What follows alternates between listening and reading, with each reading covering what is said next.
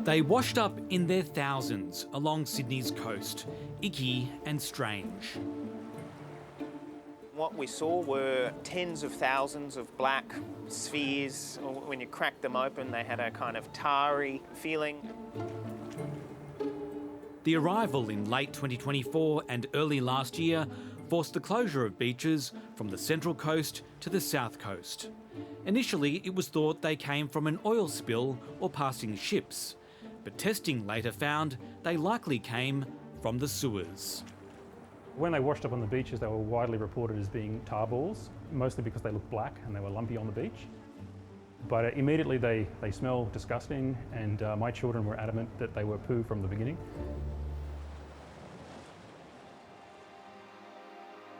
Chemistry professor John Beeves dissolved the balls in a solution to find out what was really inside them. Well, the first ones that we looked at definitely looked black, so it seemed consistent that they could be tar balls or something similar on first inspection. But once we cut these balls open, you could see that they were not the same throughout. They had changes in colour, some of them had bits of hair or other stuff inside them. John Beeves found they contained soap scum, cooking oils, faecal matter, as well as traces of recreational drugs and heart medication. Biomarkers of human waste, all things that were consistent with things you'd find in a domestic sewer.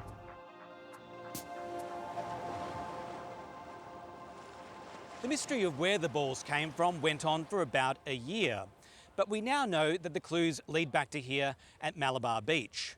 More specifically, the wastewater treatment plant up on that hill.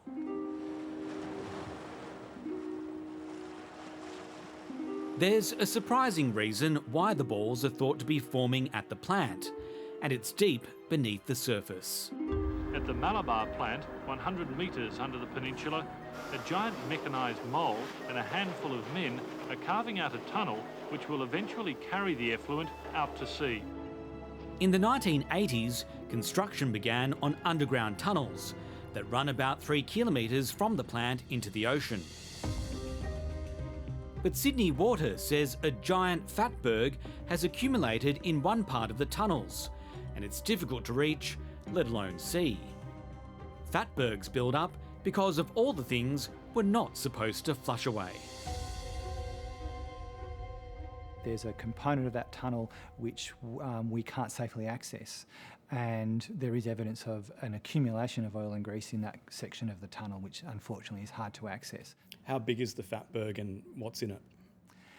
We don't know exactly how big the Fatberg is. I think the Guardian's reported it was sort of the size of 4 buses. That would be the maximum potential extent of it. It may be that, it may be slightly smaller, we don't exactly know. So what's your understanding about how the debris balls are actually forming then?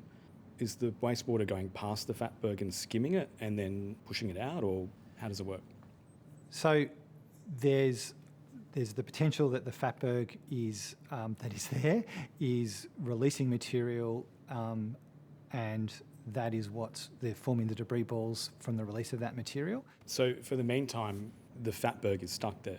There's an accumulation of oil and grease, and we have attempted to remove material, and we have removed about 50 tonnes of material already, but there's some material there we can't remove. We ended up closing Coogee Beach for several days. The debris balls were a costly problem for Randwick Mayor Dylan Parker, whose council had to clean up the mess at Coogee and several other beaches. We had tens of thousands of these black golf ball sized debris washing up. As a precaution, we shut the beach almost immediately.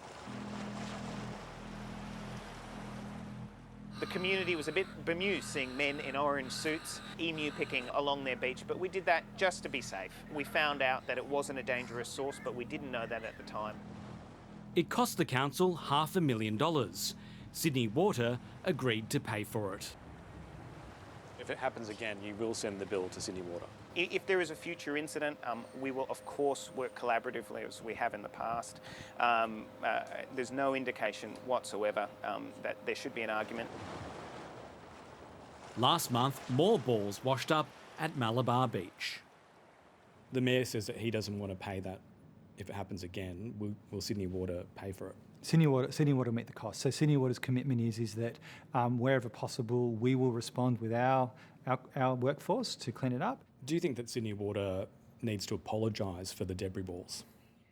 I think we certainly do apologise for the inconvenience that it's caused.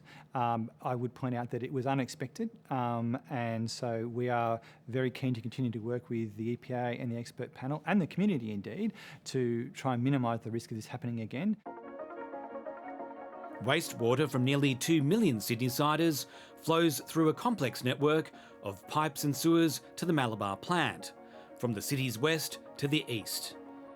Over the past decade, the amount of fats, oils and greases in the system has increased by 39%. Sydney's growing population will put more pressure on the Malabar plant. It's going to cost the Minns government $3 billion to upgrade the system, and part of that will be to reduce flows into Malabar. That program is a 10-year program, and it will reduce the load on the treatment facility, so it will contribute towards reducing the risk. So there's no one action alone that will stop the debris balls from forming that we are aware of at this point in time. Are you saying that these debris balls are going to be around for the next 10 years? No, I'm saying we're going to continue to look at all of the factors that may be causing them, and we'll invest in those to reduce the likelihood of them occurring. Until then, Sydney Water is asking us to think before pouring down the drain. And that means no oils, food scraps, paint or milk either.